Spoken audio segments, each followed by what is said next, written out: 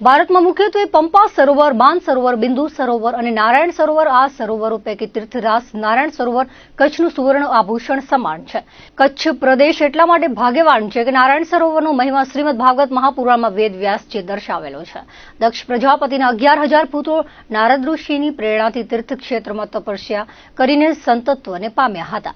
સાથે દક્ષ પ્રચેતાનો પણ 10,000 વર્ષ પરત આ તીર્થ ક્ષેત્રમાં રહીને જપ તપ કર્યા છે તેનો ઉલ્લેખ જોવા મળે છે. નારાયણ સરોવર તીર્થમાં ભગવાન સ્વામિનારાયણે પણ સંતો અને ભક્તજનો સાથે પધારીને સ્નાન કર્યું હતું. તીર્થધામમાં હજારો અને લાખોની સંખ્યામાં યાત્રિકો દેવ દર્શન, યાત્રા, તર્પણ વિધિ જેવા અનેક ધાર્મિક કાર્ય કરવા અહીં આવે છે. ભુજ સ્વામિનારાયણ મંદિર સંપ્રદાયની વાત કરીએ તો વર્ષોથી મંદિરે સનાતન ધર્મના પ્રચાર અને પ્રસાર માટે દેશ અને દુનિયામાં અનેક મંદિરો, હરિમંદિરોનું નિર્માણ કાર્ય, સેવા, સત્સંગ અને સમર્પણના સંઘાતે કર્યું છે અને હજુ પણ કરી રહ્યું છે. પવિત્ર ભૂમિમાં ભુજ સ્વામિનારાયણ મંદિર દ્વારા મંદિર વગેરેનું નિર્માણ થાય. સમયાંતરે બ્રહ્મનિષ્ઠ અક્ષર નિવાસી સંતોનો સંકલ્પ ભુજ મંદિરના મહંત સ્વામીના સાનિધ્યમાં ભગીરથ સંકલ્પ કાર્ય કરવામાં આવ્યું છે. મંદિરના મંડળધારી સંતો, વરિષ્ઠ સંતો, સાંખ્યયોગી બહેનો અને દેશ વિદેશમાં વસતા હરિભક્તો સામે પ્રસ્તાવ મુકાયો હતો. સલાહકાર સમિતિના પરિવારે 12 એકરનું ભૂમિદાન આપવા તૈયારી બતાવી. સાથે મદનપુરના હરિભક્ત કાનજી મેપાણી પરિવાર શિલાન્યાસમાં યોગદાન આપ્યું હતું. મંદિરમાં જે મૂર્તિઓ બિરાજમાન થશે તે માટે ભુજ મંદિરના કોઠારી મુરજી સિયાણીએ તૈયારી બતાવી. સાથે અન્ય હરિભક્તો આ ભગીરથ કાર્યમાં યોગદાન આપવાની તૈયારી બતાવી છે. તીર્થધામ નારાયણ સરોવર ખાતે ભવ્યાતિ ભવ્ય મંદિર અને યાત્રાળુઓને રહેવા માટે સંકુલનું નિર્માણ શરૂ કરાયું હતું. ભુજ મંદિરના કોઠારી સ્વામી દેવપ્રકાશ દાસજીએ જણાવ્યું હતું કે ખૂબ ટૂંક સમયમાં આ વિશાળ મંદિર કાર્ય પરિપૂર્ણ કરવામાં આવ્યું છે. સંતો મહંતોના આશીર્વાદથી આ ભક્તિ સંસ્થાન પરિપૂર્ણ થવા જઈ રહ્યું છે. આ વિશાળ મંદિરના રાષ્ટ્રીય સ્તરે લોકાર્પણનો કાર્યક્રમ આગામી 10 ઓગસ્ટના કરવામાં આવશે. તે દિવસે નારાયણ સરોવર મૂર્તિ પ્રતિષ્ઠા મહોત્સવ તરીકે ઉજવવામાં આવશે. મહોત્સવમાં નરનારાયણ દેવ પીઠાધિપતિ 1008 આચાર્ય કૌશલેન્દ્ર પ્રસાદજી મહારાજના હસ્તે મૂર્તિ પ્રાણ પ્રતિષ્ઠા સંપન્ન થશે. આ પ્રસંગે કથાના વક્તા વ્યાસાસને બિરાજમાન શાસ્ત્રી સંતો સુમધુર શૈલીમાં રસપાન કરાવશે. ધામોધામથી સંતો, સાંખ્યયોગી બહેનો તેમજ દેશ વિદેશથી મોટી સંખ્યામાં હરિભક્તો પધારશે. મહોત્સવમાં ધર્મકુળ સંતોના દિવ્ય દર્શન તેમજ કથા વાર્તાનું શ્રવણ કરાશે. ભુજ મંદિરના મહંત ધર્મનંદન દાસજી, વરિષ્ઠ સંતો, સાંખ્યયોગી બહેનો, ટ્રસ્ટી મંડળ દ્વારા દરેક ધર્મપ્રેમી ભાઈ બહેનો મોટી સંખ્યામાં ઉત્સવમાં પધારવા અનુરોધ કરાયો છે. ભુજ મંદિર દ્વારા વેડિયાબેટ હનુમાનજી મંદિર એ પણ આપણે સરહદ ઉપર એનું નિર્માણ કરેલું છે. ત્યાં ઘણા બધા હરિભક્તો લાભ લે છે. એ જ પ્રમાણે અહીંયા નારાયણ સરોવર એ પણ સરહદ શસ્ત્ર ઉપર જ છે. તો એમાં પણ આપણે પ્રચાર પ્રસાર હિન્દુ ધર્મના, સનાતન ધર્મના માટે આ નિર્માણ થયેલા છે. તો એમાં પણ હરિભક્તો ઘણા બધા લાભ લે છે. તો એ ભુજ મંદિર દ્વારા આ બધા આયોજન કરેલ છે. હર હંમેશ વિદેશ હોય કે દેશ હોય, આ જગ્યાએ બધી જગ્યાએ આ પ્રમાણે સ્વામિનારાયણ મંદિર ભુજ દ્વારા આયોજન થાય છે. નારાયણ સરોવરમાં તમે દર્શન કરવા આવો ને તો જ તમને અહીંયા પગ મૂકો ને શાંતિ થઈ જાય એવું આ સ્થળ છે. તો અહીંયા તમે જે આવશે, સ્વામિનારાયણ સંપ્રદાયના હરિભક્તો આવશે, એના સિવાયના કોઈ પણ સનાતની બીજા હરિભક્તો આવશે, બધાને અહીંયા પગ મૂકશે ને શાંતિ થશે એવું આ સ્થળ છે. અને નારાયણ સરોવરનો એટલો બધો મહિમા છે. જે આ નારાયણ સરોવરમાં આવીને દર્શન કરે, અહીંયા ગોમતી તળાવમાં નાય, કોટેશ્વરના દર્શન કરે, એ જરૂર ધન્ય ભાગ્યશાળી જીવ સુખી થાય અને એને પણ શાંતિ થશે. એટલા માટે આ ભુજ મંદિરે આ કાર્ય કરેલું છે. આ સંતોનો આદેશ અને વિચારથી આ ભુજ મંદિરનું ટ્રસ્ટી મંડળ, સર્વે સત્સંગી ભાઈઓ, ડોનરો, જે દાતારો છે એ બધા ભુજ મંદિરના મહંત સ્વામી અને સંતોની આજ્ઞા અને એમની સીધી દેખરેખ હેઠળ આ સંસ્થા આ સ્થળને ડેવલપ કર્યું છે. અને એમનું હંમેશા ટ્રસ્ટી મંડળ એમની આજ્ઞામાં રહી અને અમે બધા કામ કરતા હોઈએ છીએ. આવા નવા વિકાસ માટે ભુજ મંદિર તો ઘણી જગ્યાએ આખા ગુજરાતની અંદર, દેશ વિદેશની અંદર ઘણા બધા મંદિરો બનાવ્યા છે. એ પૈકીનું એક આ નારાયણ સરોવરની અંદર આ મંદિર બન્યું, એનો પણ અમને એક ખુશી છે. અને એમને આવા નવા હંમેશા ભુજ મંદિર વિકાસના કામો કરતા રહે એવી ભગવાન નરનારાયણ દેવના ચરણોમાં પ્રાર્થના કરું છું. જ્યારે નારાયણ સરોવર અને કોટેશ્વર એક કચ્છની સીમા એરિયામાં આવ્યું છે અને સરહદી વિસ્તાર છે. આ સરહદી વિસ્તારને આપણા ભારતના વડાપ્રધાન શ્રી નરેન્દ્ર મોદી તેમજ ગુજરાતના મુખ્યમંત્રી અને ગુજરાત સરકાર પણ જે સીમા દર્શન અને સરહદી વિસ્તાર જિલ્લાને જ્યારે ડેવલપ કરવા કરે અને જે બંદર છે એ બંદરને ખૂબ જ ડેવલપ કરવા માટેની એમની એક નેમ છે, એ નેમને ધ્યાનમાં રાખી અને ભુજ મંદિર આ સીમા દર્શન પુરાતત્વના નારાયણ સરોવર કોટેશ્વર ભગવાનના દર્શન કરવા આવે અને ટુરિસ્ટ જે લોકો આવતા હોય એમના માટે આ સીમા એરિયામાં સરહદી વિસ્તારમાં જ્યારે રહેવા માટે, તેમને ઉતરવા માટે, દર્શન કરી અને છેક પાછું રિટર્ન ભુજ આવવું પડે રાત રોકાણ કરવા માટે, એમના માટે આ ભુજ મંદિરે અને ભુજ મંદિરના સંતોએ ખૂબ જ અહીંયા આ એક વિચારણારૂપ, આ એક દર્શનીય અને ઉતારા માટે, ટુરિસ્ટ માટે ખૂબ જ એક આ વસ્તુ અગત્યની બની છે. ભુજ મંદિરના મહાન સ્વામી ત્રમંદન સ્વામી સહિત તમામ વરિષ્ઠ સંતોનો હૃદયનો ભાવ હતો એ હતો કે અમારા પૂર્વ વરિષ્ઠ સંતોએ વર્ષોનો સંકલ્પ હતો કે આ પવિત્ર ભૂમિમાં આ બોર્ડર વિસ્તારમાં હજારો હરિભક્તોની એક શ્રદ્ધા છે નારાયણ તીર્થો ઉપર, તીર્થસ્થાનો પર, તો સરસ મજાનું કાર્ય નિર્માણ થાય એના માટે સંકલ્પ હતો. સંકલ્પ મહાન સ્વામી પરિપૂર્ણ કર્યો છે અને લગભગ એને આવ્યો છે.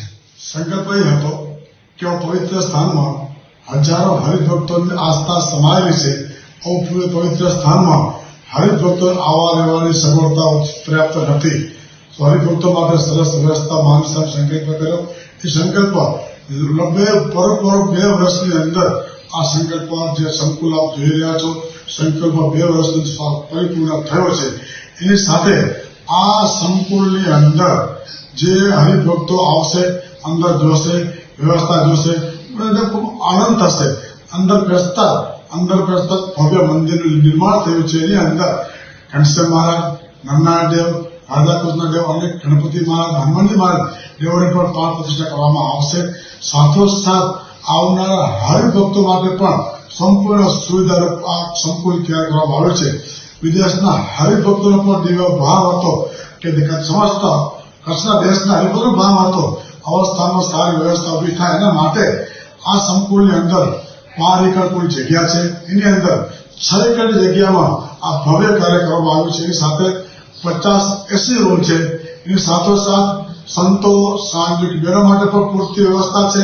એની સાથોસાથ આવનારી 200 હરિભક્તોની એના માટે પણ સરસ હોળની પણ વ્યવસ્થા આ સંતોમાં કરવામાં આવી છે. તો સમયના અનુસારે આ બોર્ડર વિસ્તારની અંદર ખૂબ પર્યટકો માટે પણ ખૂબ જરૂર હતી.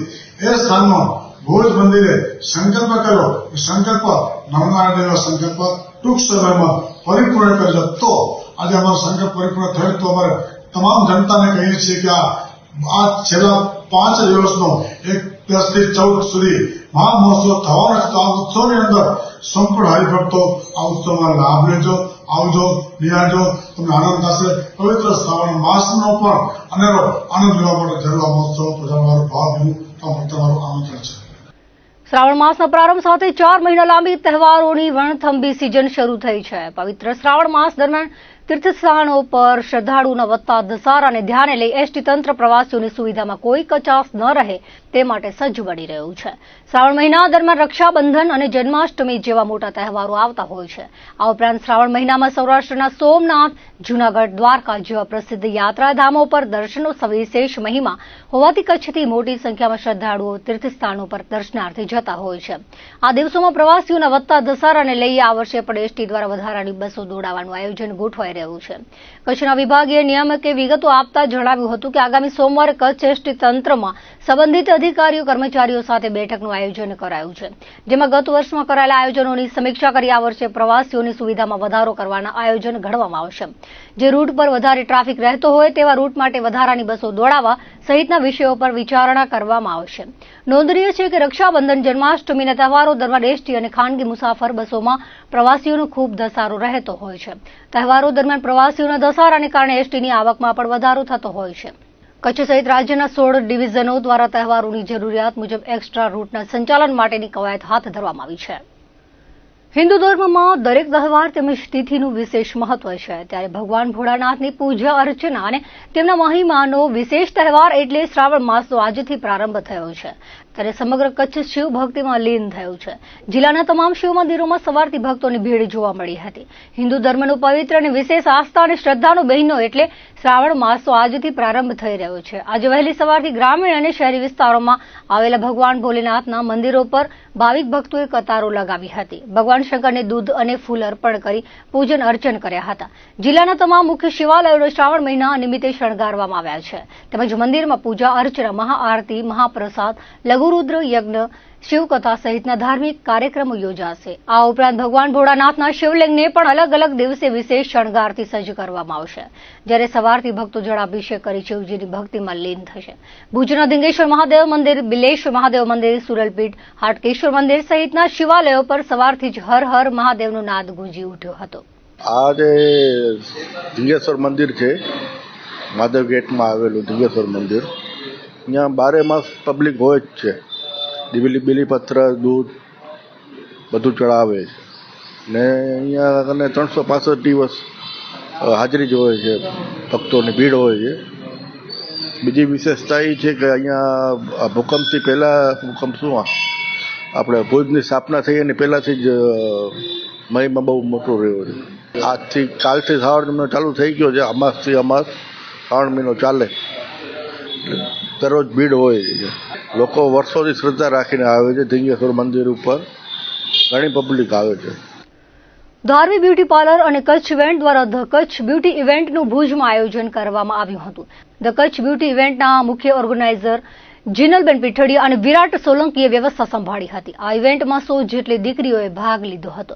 મહેંદી, બ્રાઇડલ, નેઇલ અને આઈબ્રો જેવી વિવિધ કોમ્પિટિશન યોજાઈ હતી. આ ઇવેન્ટમાં ઇન્ટરનેશનલ મેકઅપ આર્ટિસ્ટ હિનાબેન જોશી દ્વારા 1 ડેનું લાઇવ સેમિનાર યોજવામાં આવ્યું હતું, જેમાં વિજેતાઓને ઇનામો આપીને તેઓનું પ્રોત્સાહન વધારવામાં આવ્યું હતું. તો દર્શક મિત્રો, આ હતા અત્યાર સુધીના કચ્છ ઉદય ટીવી સમાચાર. ફરી મળીશું નવા સમાચારો સાથે, નવી અપડેટ સાથે. ત્યાં સુધી મને રજા આપશો. નમસ્કાર.